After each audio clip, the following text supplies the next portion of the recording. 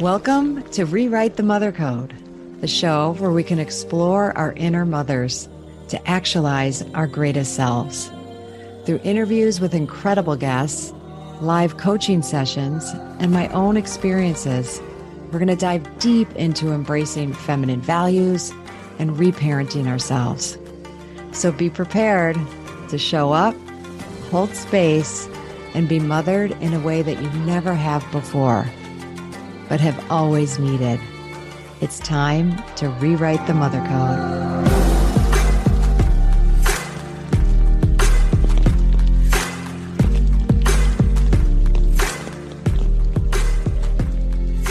Hello, and welcome to this week's episode of Rewrite the Mother Code with me, Dr. Gertrude Lyons. This is a solo episode, and the theme and the topic overall that we're going to be covering in this episode is the winter solstice.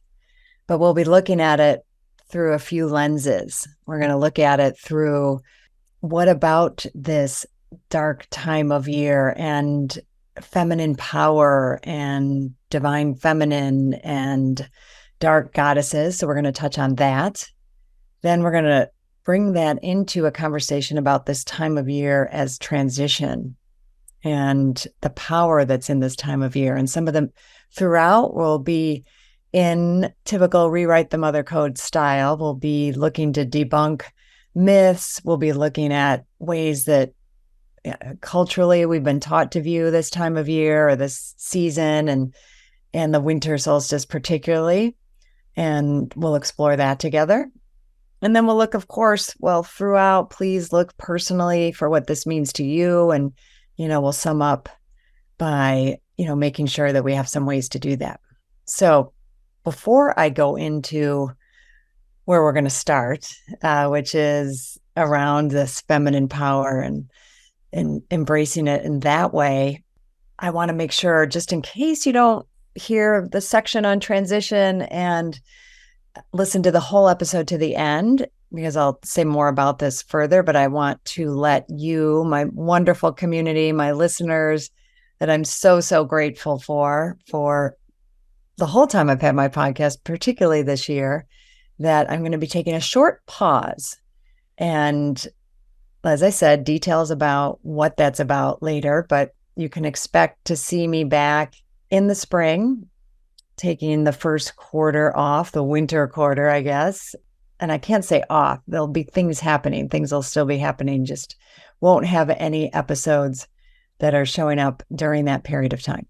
Okay, so I'm going to miss you. All right. Anyway, I'm back to our topic at hand, the winter solstice. All right. I think everyone who's listening knows typically what that is, right? Generally, it's December 21st. This year it is December 21st. And it's that point in our year, in the season, in the cycle where it's the longest 24 hours of darkness, right? So the least amount of daylight and the most amount of darkness, the way the earth is tilted and whatnot. So starting at the summer solstice on June 21st-ish, usually, to this day, every day has been getting a little bit less light, having more time to darkness. So it's subtle, right? We don't really notice it until all of a sudden, here, and especially with daylight savings time, it's dark here in Chicago where I'm recording at like 4:30, something like that. So we're very aware, of this time that's approaching. And I just want to name, I think one of the most common misconceptions of this time is, I don't know, it's not a misconception as much this feeling that we have when we talk about it or when I hear, and how I used to definitely think about it and talk about it like, oh, gosh, I can't wait because every day it's going to get lighter after December 21st, and kind of held it with fear and drudgery. And so in that, what I want to kind of rewrite the mother code us around is, that's one of those culturally accepted aspects of the season, which I would like us to think differently about. And instead of paying homage to the light, and the light is the happy time, the safe time, the good time. And we got to just get through this dark time and really see it as a dangerous, kind of scary time, is that in our yin yang, I'm learning how to pronounce that correctly, yin yang aspect of the balance of light and dark. The dark in the yin yang symbol is the feminine, right? And the light is the masculine. So I got a big education on this and have been really working ever since I read Clark Strand's book about this time last year, Waking Up to the Dark, the Black Madonna's Gospel for an Age of Extinction and Collapse. So that does actually sound very ominous. But, he talks in the book about how, darkness in our time is synonymous with ignorance and evil, where, we should admonish it. But that's exactly what's been done to the feminine, right? And that's what's been done to the goddess, to aspects. So let's see the dark as bad and something we should avoid. And all these ways I've been peeling away and uncovering, ways in which culture has subverted. Yeah, I guess that would be a good word. Subjugated, subverted. I think both of those work.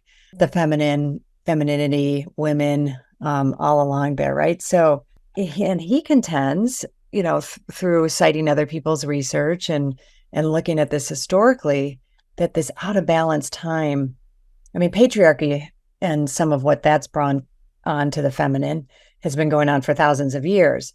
But he pays particular attention to the time when the light bulb was invented.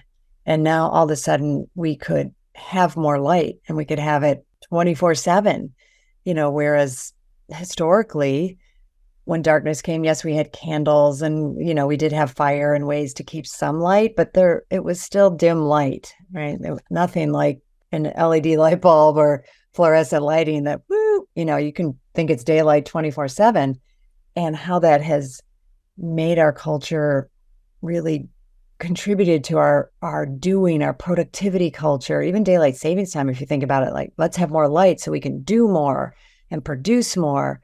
And what we gave up in that exchange was this time of rest, this time of renewal, this time of going inside, the vision time, the dreamy time, the time where the edges are less crisp and clear. But we not suddenly, it didn't happen overnight, but it happened pretty quickly at the dawning of the industrial age. And, when we could really start overvaluing. And I think he says just such great things about it. I would love to even go into it more. I think I'll have him on as a guest, just himself, so we can dive deeper into, the consequences that have come about to society, ecology, and everything in that regard. So that's a biggie that we want to debunk. And I've really been working on that, and my fear and welcoming, some of the dark times. And I'm just talking literally darkness, in nature, not my internal darkness and my internal space where that resides as well. But even that we're taught to fear. So we'll get into a little bit more of that, because I think us realizing just how much we take for granted about what things mean, right? And I do think when we look historically at some cultures that were very attuned to nature, some of it, I'm not saying there wasn't fear, because, they relied on the changing of the season, and they worshiped the sun as the aspect that would help things grow. So there was some fear. Would it return? Would the sun return every year? So there were rituals and beliefs that, we need to really pay homage, to both the sun god. And I think oftentimes sun was depicted as a god, and the darkness or even the moon is depicted as the light, right? So let's take a look now, as we've debunked that, go a little deeper, looking at the feminine power that resides in the winter solstice, right? So feminine power being, particularly the qualities of intuition, receptivity, nurturing, vision, taking things in. And this nurturing aspect, I think is I think of as more that womb nurturing, right? Because a womb is dark. That fetus and infant is in their incomplete darkness. So when we look at, the power of that and the power of creativity that takes place in the space of a womb, and then we extend that, as a metaphor, of the womb, that creation, ideation, thoughts, the bringing forth and the building of life. Well, and also I'll add to that the cocoon, right? When within a cocoon, that caterpillar has completely decomposed, has turned to a gelatinous mass, in this darkness, but also the protectiveness of it and the protectiveness of that dark space. So it's, that nurturing that happens in there, but also that protection. And I think and I have seen where many cultures look at the darkness and this dark time more as feminine energy, right? And feminine energy because of this creation aspect, I think. And all of them, ones that I've read or I'm, somewhat familiar with, there's always this connection to life and death, the cycles of life, spring being more of birth, and spring into summer is the birth and the new life. And then this is the regeneration, the death. And there are particular goddesses, and sometimes they're called dark goddesses, that symbolize particularly death and the symbol of mystery and transformation, because the dark is more mysterious, and that's a good thing, right? That's not something we need to fear. That's a beautiful thing, and a place that we don't have to see everything so clearly and so in our face, but we can, just make out shadows and see things in a different way and not be as distracted by everything that's going on around us.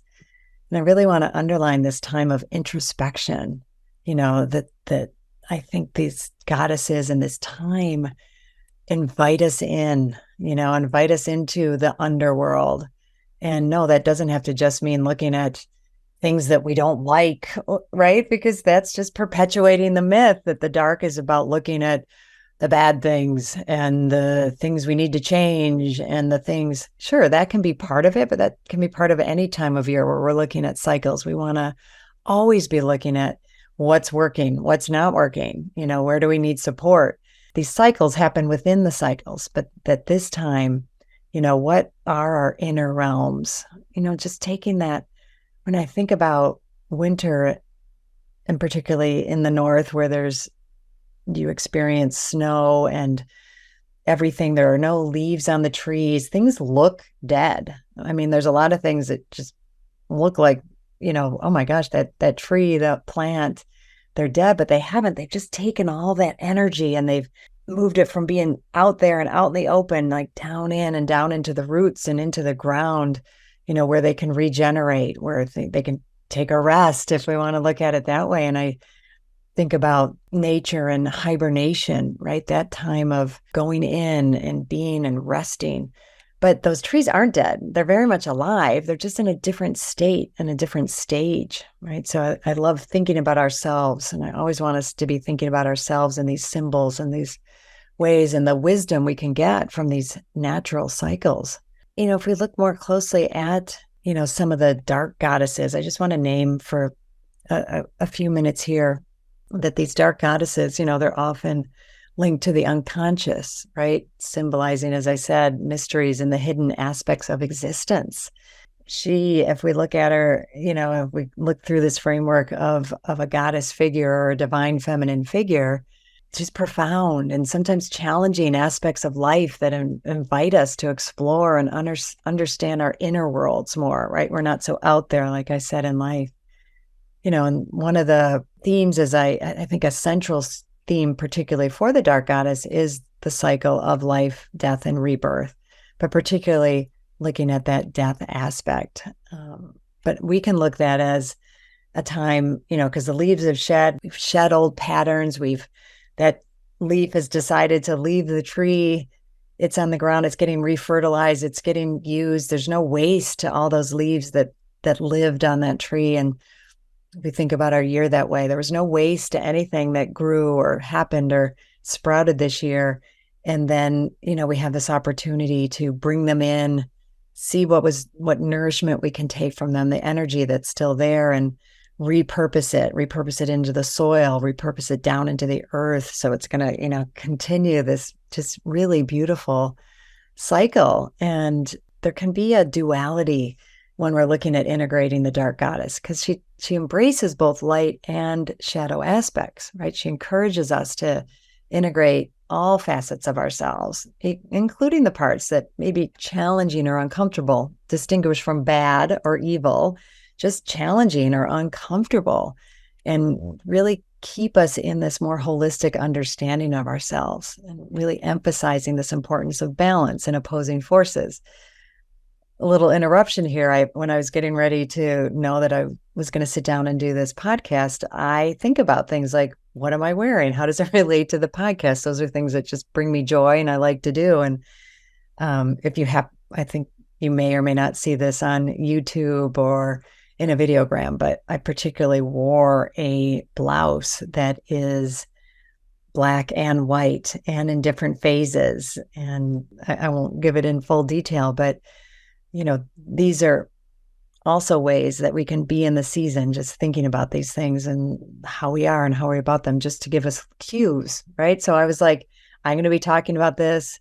Let's give myself a cue, right? Another aspect of the dark goddess is she's often associated with wisdom. And I think that we don't necessarily think about in the darkness, that wisdom, comes from these deep introspections and from self-discovery.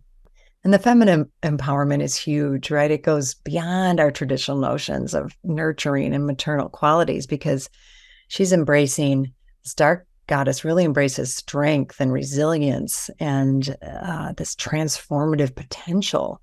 She's represented culturally in so many different ways, and in so many ancient cultures, that you see some of the ways she's represented, and there are definitely similarities when you see. But I'll name a couple of them just so we can have them in our space here as we're sharing and talking about them.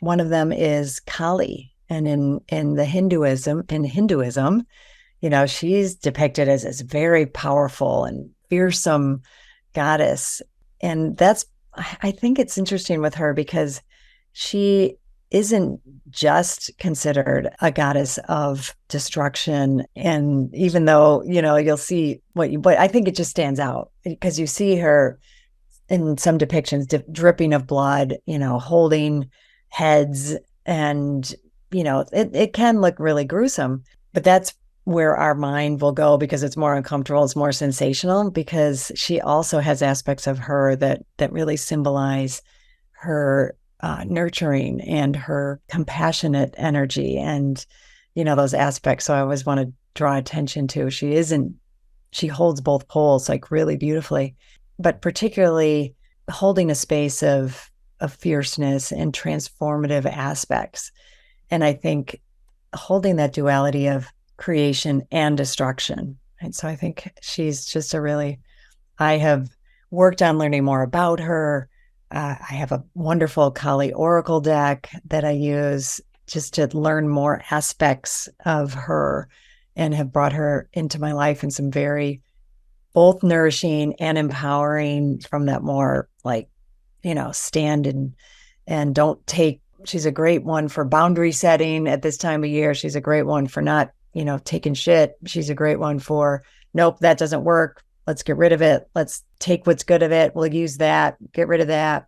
Let's use this. And, that fierceness and that clarity. And I love that as a part of mother goddess energy, right? Is that clear protective part.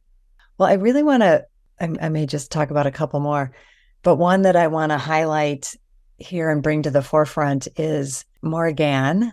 She is a Celtic goddess that I'm really just starting to get to know as I'm delving into Celtic mythology and pagan ancient aspects in Ireland, because it's very near and dear to my heart. And since I will be inhabiting space there in the coming years, I really want to delve in. And I literally signed up for a course through the Irish Pagan School because I wanted to dive in And I didn't do so well keeping on top of it and staying on top of a course, but it's really, really good.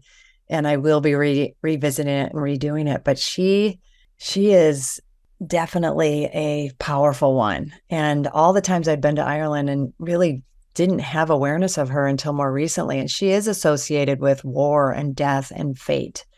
And she can be symbolized by the black crow and raven that are in, some aspects linked to death and transformation. But I'm really excited. I'm just want to say this because I'm sure I'll report on it once it's happened.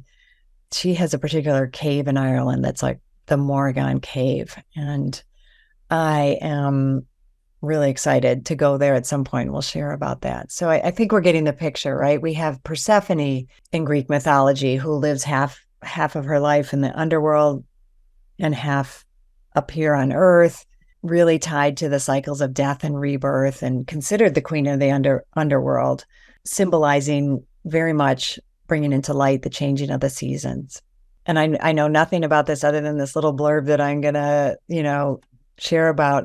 And I didn't do the pronunciation, but I'll do my best. Ereshkigal is a Sumerian goddess of the underworld. Again, she's the sister of Inanna, who I had heard about before, who's also associated with death and the afterlife. She's powerful and a feared goddess because of her powerfulness in the Sumerian pantheon, right? So death, magic, wisdom, all of these, examples are, they're in our frameworks. They're in us in some way or another, depending on what culture we either grew up in or studied or with. But, these live in us in different, various ways that whether we're conscious of them or not, right? And these interpretations and, they do vary across culture. So I'm not trying to lump them together, but I just also like naming a few of them so we can see some of the similarities and how these dark goddesses have emphasized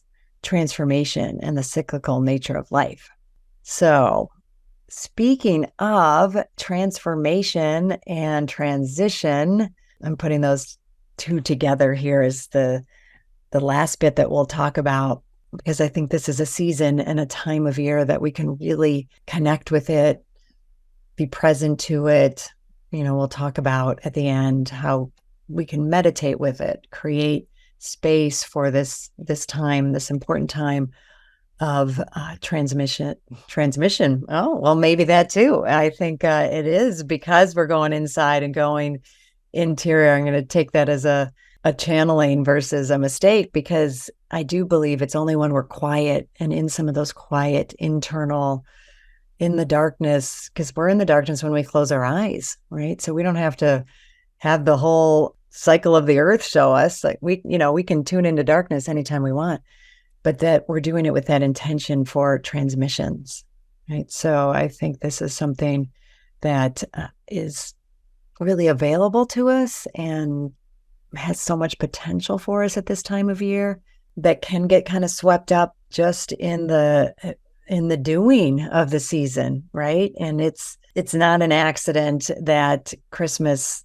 in the Christian culture got put, 2 or 3 days after the equinox, so that with the overt intention to overpower the traditions and the reverence for the winter solstice and have it being taken over by, which does not line up at all traditionally with any records, any actual archaeology and history of Jesus's birth. That was just strictly strategic PR move on the church to overshadow, right? So that's the kind of overshadowing we do, but we want to know about it, right? So that we can reawaken this season in other ways. Because I also really do like beautiful things about, other ways that we celebrate it this season with light, with joy, with, the abundance of the time, and in Hanukkah, the season of the lights and the Hanukkah candles. So, but this is, the time of the darkest, longest night, right? So if we look at the metaphorical meaning of this longest night as a time of darkness and stillness, we want to consider it also this time of transformation, how is it that we have come to know this time as an important, because, I'm not saying it's any more important of a transition time than other equinoxes or solstices, but it has its own power. And I think we can lose touch with what's available to us during this time of transition, where we can pause, right? I've been saying this, I just want to keep underlining, pausing for introspection, allowing us to evaluate our personal journeys, and not from a rigid, really doing spaces. I want to think of this in the seasonal time of more of a dreamy time. As we've taken stock, we've done a harvest, and if we haven't done it, we can still do it this time. But if we're following the seasons, we will have harvested some of our lessons already. We'll have done some of that work, looking at some celebrations, what we took into harvest, and also what some of the lessons were. What are the things that, wow, now that this time's gone by and I look back, geez, I didn't do some of these things, or I overdid some of these things. And I started out on a really good track, for myself. And then, lost sight. For me, if I just share a little bit of my own journey of this year as I look at it, I've been taking stock of this year, and it's so much to celebrate between the very start of this year, the true beginning of my business, Rewrite the Mother Code. And as I've shared, the umbrella name of the business is Kalimar, bringing together the divine aspects of Kali and Mary, and really wanting to have those as aspects. And then a whole sense of freedom for myself through this year. And I've really been working to celebrate that freedom and celebrate this ability to make mistakes, to make decisions, to play and be in a space of all the possibilities that are there for me, and so many good things that came that now, as I reflect and look at it this year, and some things that I didn't do well, I sort of semi-chose, but I didn't really make it an overt conscious decision that this was, wasn't a year I was going to focus on a really significant revenue goal and income goal, just being fully transparent. It was about keeping things going and but not putting the focus there, doing a lot of focus on marketing, working on the start of my book and the podcast, none of which are directly income generating, but they're things that lead to income. So getting some of those foundations more clear and set has been the work of this year. Invited in and worked with various members of different teams this year, and it's really sorting like what really great people, but what works and who do I work best with? Who gets it? Who's in this, with me? And, a particular note is my director of operations, Ashley, who, if you have anything to do with Rewrite the Mother Code, you'll have contact with her, and just what a gift that's been. And to have a partner in the business with me it's just been delightful. And then, there's been some accounting done. It's like, whoa, okay, like here, the truth and the reality of numbers is a beautiful thing. I like to avoid it sometimes, but it really is also beautiful. So as I look to this year, what I'm going to be leaning into, dreaming into during this season, and then really work to make this manifest in my year ahead is, what are my metrics for success, right? I mean, it's so easy to go to like, income is the only one. And yes, it's important and I'm not going to diminish it, but I want to think more broadly. And what I'm playing with right now as metrics for success for myself are, what am I doing in my work, in my life that facilitates freedom? What gives me the space to be a visionary leader and start living into that, having the support I need to handle a lot of back end stuff, and particularly getting that. And that's why I love that I brought up Ashley, like, having someone who isn't just getting a job done, who's really like in there with me and honors and supports the work in such a beautiful way. So, what's happening in my purview that facilitates freedom? And then what's facilitating meaning and contribution? So did I meaningfully, and how will I in this coming year facilitate meaning and contribution in the work that I did? And I felt that like hands down in so many arenas. And I would call this past year the year of the retreat, because having 2 retreats at the 2 equinoxes really let me see and live into like what makes my heart sing and where do I want to facilitate meaning and contribution, and how can I grow that aspect and bring more of what's in those retreats out into the world, right? And then thirdly, a value of being a big girl business owner, right? And evolve into this season of marrying, the first 2. And I don't think they're distinct, and just now really integrate being financially prudent with these other decisions I'm really excited about for this year. So I'm not going to do a lot with that in this season, but just having those thoughts and in my mind, my dreams can inform me. My meditations, I will be actually in Ireland for the winter solstice. So I'm super excited about that. I won't be near Newgrange, and I'll just say a little bit about that. And I'm going to start putting my name in the lottery. So Newgrange is this really huge burial complex, and it has been built, and I believe it's over 3,000 years old. I'm pretty sure about that, but I'll have to fact check myself on that one. We're not going to be in that area, but that is a place where in Ireland, the old way is reimagined, and some of the paganism of it, but even just the honoring of the fact that something this ginormous was built, and it was built such that over the course of 3 days of the winter solstice, if the sun is out, which is very dubious in Ireland, but when the sun actually shines, it shines down this long corridor and illuminates an area in the burial cairn. It's just something that, oh my gosh, I would love to be blessed to have the actual experience of it. People still gather around, and there's festivals and festivities, in the area. But it turns out only 12 people can fit in this space where the sun does shine in, and it's a lottery.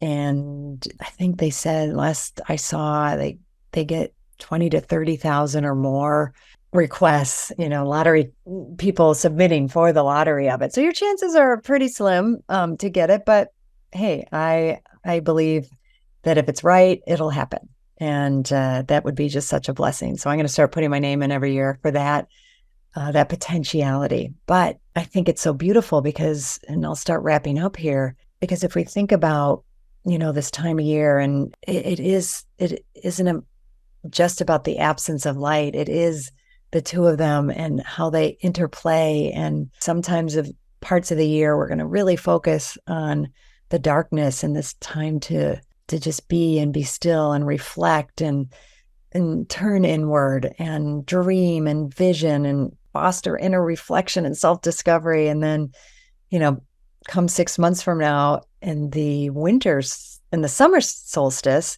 we'll be out there, we'll be bright, we'll be playing, we'll be growing, and we'll be in the midst of it, in midst of what we've planted and seen. So it's exciting to think about that. So bringing the light and dark together at this time, I think, is also really beautiful. So how do you summarize all that? Well, a couple things that I want to invite us to, right?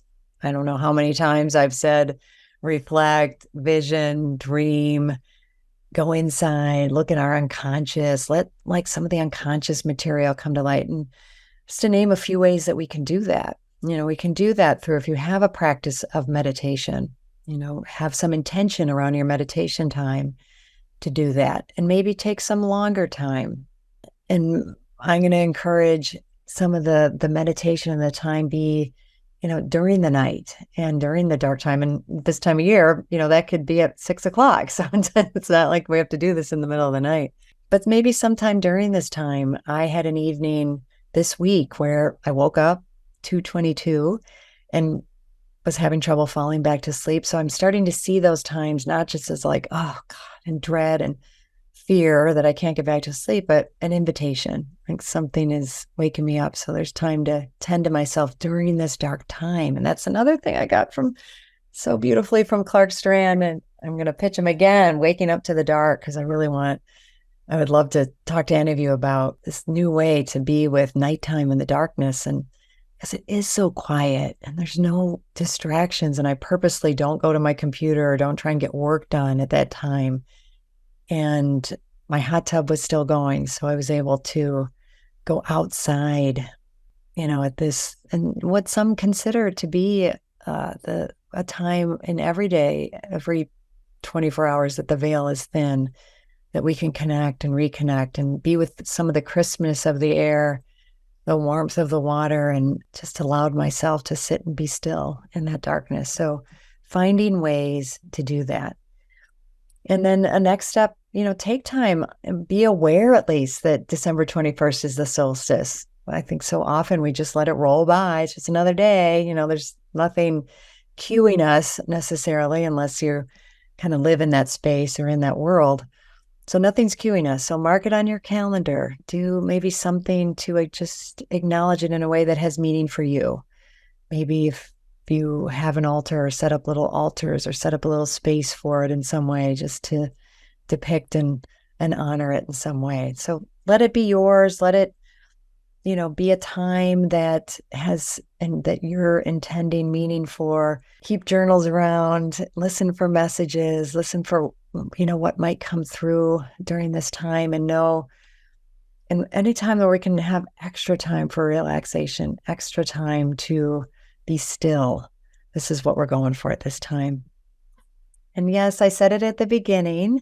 So until I return, so for me, I really will be going inside, and I said I would say more about it. And that is my intention, right? Because I've had such a great time with the podcast this year and so many wonderful guests, and it's always so illuminating for me. And I feel very, very blessed to be able to take that time and do that. So I want to encourage and invite you to listen to previous episodes if you're newer to the podcast, find some that have meaning for you, and know that I'm still a space there for you over the next 3 months. But I'm transitioning. I'm now that I'm very much in the midst of book writing, and very much looking at who am I? What am I? I have this year to play. And now I want to get deeper into and kind of be in more of a visionary exploration of my year, and giving myself some time and space for that, so that when I come out, I'm really clear on certain directions of the podcast. And leading up to, this will be the year of writing the book, but also preparing for the launch of the book, which will take place around May of 2025.